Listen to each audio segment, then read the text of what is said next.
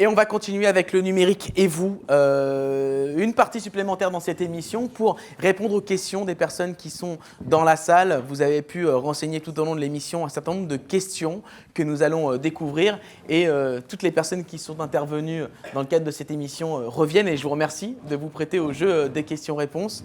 Alors, si quelque chose n'était pas clair, si quelque chose a besoin de précision, n'hésitez pas. Ils sont tous à vous. On va découvrir les premières questions qui ont été posées sur l'outil. Alors, je rappelle que vous pouvez encore poser des questions. Si vous vient une question de dernière minute, n'hésitez pas. Alors, il y a eu beaucoup de questions. On va commencer peut-être par la première. Est-ce que la digitalisation ne constitue pas un risque en termes de sécurisation des données? Serge, comment on traite ce risque-là des données qui font forcément capter et quelque part sur un cloud, sur un serveur? Évidemment, dès qu'on bascule vers le digital, la dimension cybersécurité devient un élément prioritaire pour deux raisons. La première raison, c'est déjà une raison de sécurité en fait, physique. Un site de chimie, c'est un site dans lequel des réactions haute température, haute pression peuvent se passer, sur lequel on manipule des matières premières potentiellement dangereuses. Et donc, voilà, toute la sécurisation de ces infrastructures est importante. Et donc, beaucoup d'entreprises se posent des questions de savoir comment effectivement éviter des interférences externes sur ces sites de chimie. Le deuxième élément, c'est qu'à partir du moment où on commence à capturer des données sur les procédés, l'industrie chimique n'est pas une industrie qui peut forcément breveter ses produits. Un polymère, vous lisez sur Wikipédia, vous avez la composition chimique de tous les polymères. Par contre, les données de production, les conditions de température, de pression qui permettent de faire ces polymères dans des conditions économiques qui sont acceptables avec le bon niveau de qualité, c'est un élément qui est déterminant. Et à partir de ce moment-là, effectivement, la donnée qu'on capture, si un tiers y avait accès, il serait capable de reconstituer un avantage concurrentiel important. Donc c'est une dimension qui est effectivement à prendre très au sérieux dans ces démarches de digital. Christophe et Sébastien, comment vous avez adressé le sujet? Cloud, pas cloud, opérateur GAFA, je ne sais pas. Chez DRT, aujourd'hui, l'intégralité des données reste en interne. D'accord. Pas cloud. D'accord. Et des données qui restent chez vous. Des données sensibles qui restent chez nous. D'accord. On va dire qu'il y a plusieurs couches. Il y a la partie procédé qui est vraiment en interne, ce qu'on va appeler le DCS. Après, au sein du groupe Solvay, que ce soit notre MES, c'est un serveur. On a des plateformes Google on va dire, pour échanger des données procédées. Donc, il y a, en termes de cybersécurité, notre service sécurité a travaillé sur ça, puisqu'on a une partie sur des données qui ne sont pas critiques sur des serveurs même Google. D'accord. Donc vous avez bien sélectionné les données critiques, des données plus confidentielles, et vous avez segmenté ça sur différents types. Tout ce qui a trait à recette du procédé, etc., ça va rester ça reste sur le site et sur des serveurs sites. D'accord, très bien. On va passer à la deuxième question qui a été posée. Alors, on va peut-être les afficher. La deuxième question, on me communique que la question, c'est comment le numérique peut-il aider à faire davantage de chimie plus durable, procédés plus efficients en termes de réduction de consommation d'énergie, matières premières. J'aime bien commencer par Serge, moi. C'est pas pour toujours, j'aime bien.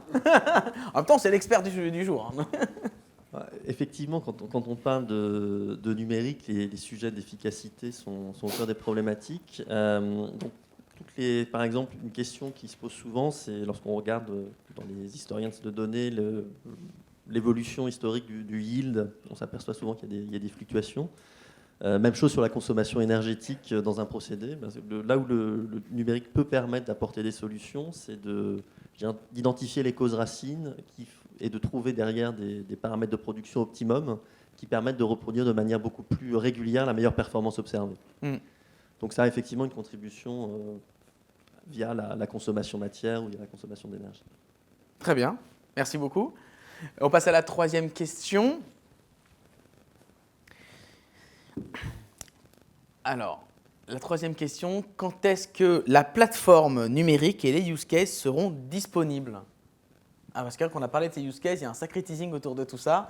Les use cases, on a déjà une dizaine qui sont disponibles. Après, c'est une question de mise en ligne sur le site de France Chimie. Donc, ça, faut poser la question à France Chimie. C'est dans quelques jours. Les Voilà. contenus sont disponibles. Voilà, c'est une question de validation de lecture et de mise en ligne. D'accord, donc c'est une question de quelques jours, quelques semaines avant que ces use cases puissent être rendus disponibles. Je comprends.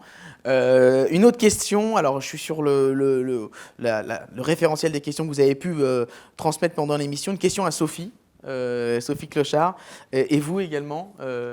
Quel est le niveau de maturité à avoir dans le cadre de l'accompagnement? Est-ce que si on est au niveau 0 de la maturité, on peut y aller, ou est-ce qu'on si on est au niveau très avancé, est-ce qu'on peut aussi être accompagné?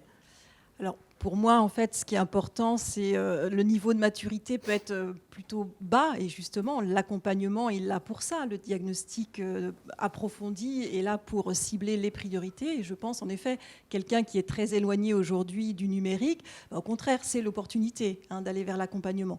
Maintenant, quelqu'un qui est déjà très, très avancé, il peut quand même se faire accompagner, mais peut-être sur une thématique plus ciblée, pour aller peut-être plus loin sur un service donné. Mais je pense qu'en effet, l'entreprise la plus éloignée, au contraire, c'est l'opportunité pour aller vers l'éveil, vers cette maturité numérique. Vous confirmez, Frédéric Oui, Castet? je confirme aussi.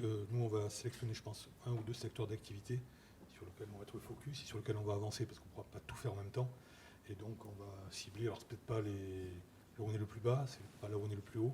Ouais. Je pense qu'on va voir ce qui est pour nous le plus important, qu'on va démarrer vraiment la partie audit. D'accord, très bien. Prochaine question, quelle est Christophe pour Christophe Jonval. Alors une question un peu technique, attention. Alors, comment les données ont été structurées si c'est le cas?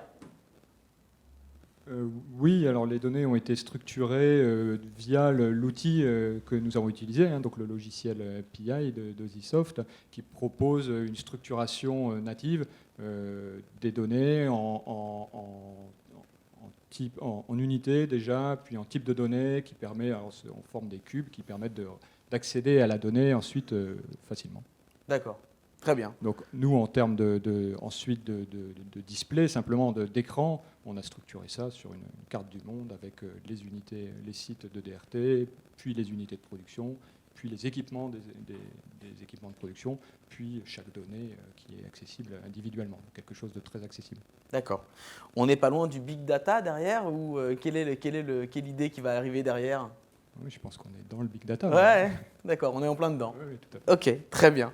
Eh bien, écoutez, je pense qu'on a vu les principales questions. On va pouvoir échanger dans le cadre du déjeuner qui va arriver dans quelques instants. Merci beaucoup de nous avoir suivis pour cette émission et merci à tous nos invités qui se sont prêtés au jeu des questions-réponses.